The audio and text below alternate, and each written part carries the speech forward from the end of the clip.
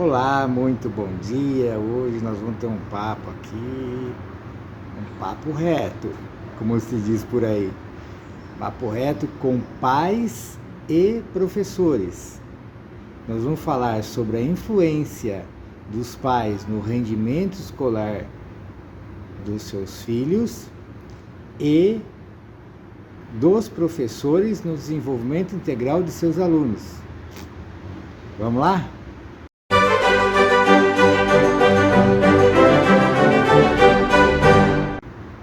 Para o nosso papo psicomotor de hoje, nós vamos nos inspirar nesse livro aqui, ó, O Desenvolvimento da Personalidade, do nosso mestre Carl Gustav Jung.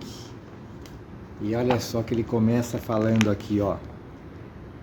A criança se encontra de tal modo ligado e unida à atitude psíquica dos pais que não é de causar espanto se a maioria das perturbações nervosas verificadas na infância devam sua origem a algo de perturbado na atmosfera psíquica dos pais.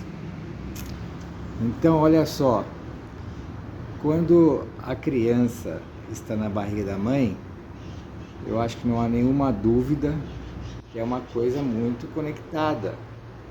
É uma coisa só. A criança e a mãe e a criança é uma coisa só, né? Em termos de corpo e em termos de psique. Quando a criança nasce, separa-se o corpo da criança do corpo da mãe. Mas ela continua ligada psiquicamente à mãe e aos pais, né? Ao pai também, mas principalmente à mãe. E diz-se que a partir lá dos 7 anos que começa uma separação, um segundo nascimento, podíamos dizer assim, um nascimento psíquico da criança, onde ela começa a demonstrar a sua própria personalidade, ela tem um eu mais formado e tal. Bom, então o Jung continua falando aqui, ó. A conclusão importante que daí surge para todo aquele que se interessa pelo conhecimento teórico é que, por via de regra, as reações mais fortes sobre as crianças não provêm do estado consciente dos pais, mas de seu fundo inconsciente. Aí que a coisa começa a ficar mais complexa e interessante. Porque, veja bem, os pais, como toda pessoa, como todo indivíduo, nós vamos pensar assim que nós não temos pais perfeitos nesse mundo. Então todos os pais têm os seus probleminhas a serem resolvidos. Estão caminhando aí tentando resolver os seus problemas internos. A grande maioria, a gente não tem consciência que existe esse problema. E ele fica lá, o problema fica lá de forma inconsciente. O que é esse problema? São traumas complexos, conflitos, que estão desalinhados com o centro, não estão em perfeita harmonia entre centro, psique, corpo, planeta, galáxia, universo, não está alinhado, né? Se estivesse tudo em perfeita harmonia, nós não teríamos problema nenhum. Mas, como nós somos imperfeitos ainda, né, nós estamos em processo, estamos em construção, né, como diz uma professora amiga nossa, esses pais têm problemas. E a maioria deles são inconscientes. E a criança capta esses problemas, esses conflitos, e ela sente como se fosse dela, porque também ela sente de forma inconsciente. Então, nós temos uma comunicação que é uma comunicação consciente. Eu estou falando aqui, você está me ouvindo, a gente está se entendendo, eu imagino, eu espero, né? A gente está aqui conversando de forma consciente. Mas também estamos tendo uma conversa de inconsciente para inconsciente. Então, relação mãe, filho, pai, filho, existe uma comunicação consciente e também existe uma comunicação inconsciente ao mesmo tempo, o tempo todo. Então, os problemas do pai e da mãe, que eles estão tentando resolver entre eles também, nessa relação de marido e mulher, a criança capta tudo isso. E muitas vezes ela expressa esses conflitos na escola e nós olhamos para a criança vendo ela apresentando aqueles conflitos e nós achamos que os conflitos são da criança. Muitas vezes a gente tem uma visão apressada, né? Uma visão superficial. Muitas vezes a gente está mais focado no conteúdo, em passar o conteúdo, em cumprir horário, em garantir um emprego, e não presta atenção no nosso aluno. Nós não prestamos atenção no nosso aluno. E quanto mais a gente pensar, levar em consideração que aqueles conflitos que eles estão apresentando lá são inconscientes e não são deles, são dos pais. E também é inconsciente para os pais. Então, muito interessante. Vamos ver o que o Jung continua falando aqui. Indubitavelmente, será de grande utilidade para os pais saberem considerar os sintomas de seu filho à luz de seus próprios problemas e conflitos.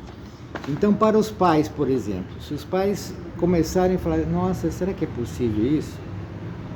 Então, muitas vezes, eu converso com pais, quando eu tenho oportunidade de chegar numa conversa mais próxima disso que nós estamos falando,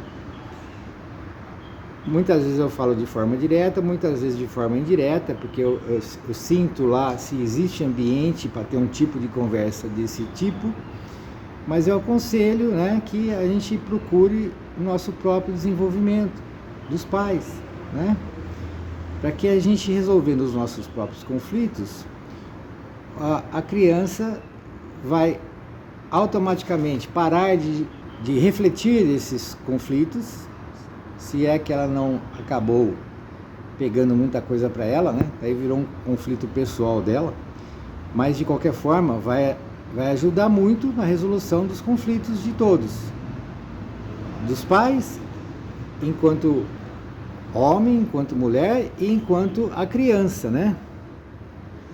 Então vamos lá. Por isso deverão os pais estar sempre conscientes de que eles próprios, em determinados casos, constituem a fonte primária e principal para as neuroses de seus filhos. Então levar isso em consideração já é um grande passo, né? Também aqui, como em outros pontos da prática psicológica, se constata o fato de que numa família de vários filhos, apenas um ou outro deles reage no sentido de uma identidade marcante em relação ao inconsciente dos pais, enquanto os demais nada manifestam. É a disposição específica de cada indivíduo que desempenha aqui o papel quase decisivo. Então, o que ele está falando aqui? Essa questão da criança absorver e expressar, e muitas vezes achar que é dela, né? Esse é outro problema também. Mas ela não é uma regra, não é uma lei universal. Uma família que tem várias crianças, uma pode absorver, a outra não. A outra lida com isso de outra maneira, porque cada um é um indivíduo. Então, mesmo sentindo aquela atmosfera psíquica inconsciente que está cheia de conflitos, uma criança lida na boa, vamos chamar assim, com aquela situação e não interfere em nada, não se identifica com aquilo. A outra já não. A outra pega aquilo e... porque é um outro indivíduo, aquela criança é um outro indivíduo. Daí ela tem uma reação diferente e ela pode se identificar com aquele problema, ela pode tomar para si e daí vai ficar refletindo aqueles conflitos, inclusive na escola. Para pais e educadores, seria de uma parte omissão grave deixar de considerar a causalidade psíquica, mas de outra, seria erro pernicioso atribuir a este fato a culpa de tudo. Em cada caso, influem os dois fatores, sem que um deles precise excluir o outro. Então, aqui, ele toca num ponto importante. Inclusive, eu estava pensativo, meio relutante em fazer esse vídeo, porque esse conhecimento não é para o professor acusar os pais do fracasso escolar do filho. Veja, eu estou falando uma linguagem bem escolar também, né? Então, não, isso aqui é culpa dos pais, os pais têm muito problema, então o menino está assim, eu não tenho nada a ver com isso aqui. O problema está lá longe. Então, esse conhecimento é importante, mas ele não tem que servir para que nós julguemos ninguém. Aliás, nós não devemos julgar em hipótese alguma, principalmente nós profissionais. Nós não estamos lá para julgar aluno, pai de aluno, colega de trabalho, nada. Nós não estamos lá para julgar, nós somos profissionais, professores terapeutas. Eu me lembrei aqui de uma frase, de um dito, que fala assim: por que você fica olhando o cisco, quer dizer, uma coisinha bem pequenininha no olho do outro, e não vê um tronco, uma trave no seu, uma coisa bem grande que está no seu? Primeiro eu resolvo o seu, depois vai lá querer ajudar o outro a tirar o cisquinho do olho dele. Então, para nós professores, eu acho que fica bem clara essa situação, que os pais têm uma influência muito forte no desempenho escolar dos filhos, inclusive dificuldades de aprendizagem, etc., comportamento. Agora, será que nós temos esse mesmo olhar para nós mesmos, professores? Será que os conflitos dos nossos pais não estão afetando o meu desempenho como professor, e esse desempenho não está afetando o sucesso escolar dos meus alunos? Será que os meus pares professores, direção de escola, todo o contexto escolar tem uma atmosfera psíquica favorável ao desenvolvimento integral dos nossos alunos?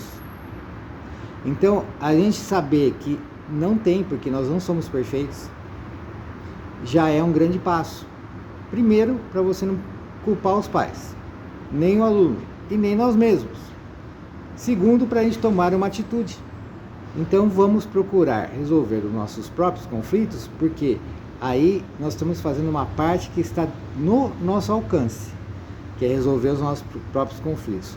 Resolver os conflitos do aluno, nós temos possibilidades porque ele é nosso aluno. Agora, resolver os conflitos dos pais, aí já é uma coisa um pouco mais distante, que talvez a gente tenha pouca, ou talvez nenhuma atuação direta, principalmente. Mas pode ser que a gente tenha indireta através do próprio aluno. Mas então é isso. Muito do que as crianças apresentam, e elas refletem isso em comportamento, dificuldade de aprendizagem, dificuldade no seu desenvolvimento integral, formação de personalidade e tudo mais, elas têm dificuldade porque ela absorveu aí de forma inconsciente os conflitos dos pais. Não é dela, mas ela está dentro dessa atmosfera, ela está vivendo dentro dessa atmosfera que prejudica o desenvolvimento integral dela. E nós, professores e os pais, sabendo disso, a gente deve levar isso em consideração, então procurar, em primeiro lugar, nos melhorar como pessoa, resolver os nossos próprios conflitos, para que a gente possa dar a nossa própria contribuição para uma atmosfera psíquica geral de maior qualidade, que propicie melhores condições para o desenvolvimento integral do nosso aluno, que propicie um sucesso escolar do nosso aluno, melhores condições para o sucesso escolar do nosso aluno. Tá bom? É isso aí, espero que vocês tenham gostado, fiquem com Deus, até mais, tchau, tchau. Agora quero saber de você, quais foram as suas conclusões e reflexões? Deixe a sua resposta aqui nos comentários.